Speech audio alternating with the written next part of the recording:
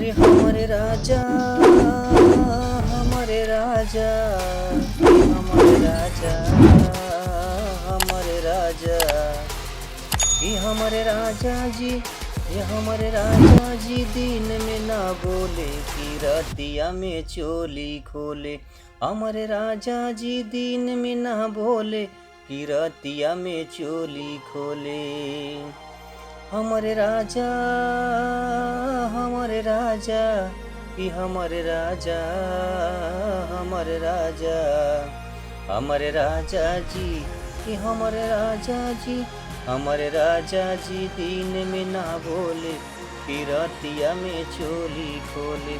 हमारे राजा जी दिन में ना बोले कि रतिया में चोली खोले। राजा पी पी के रतिया में आवे, लगे होठवा से होठवा के चाबे। ओ राजा पी पी के रतिया में आवे, लगे होठवा से होठवा के चाबे।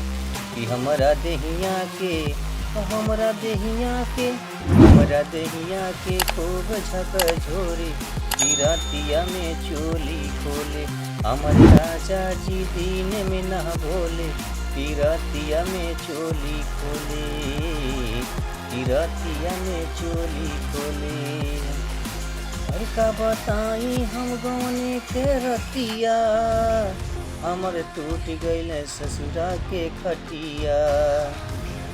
का बताई कि रात्यार वाली बतिया, हमर ससुरा के टूट गईल खटिया।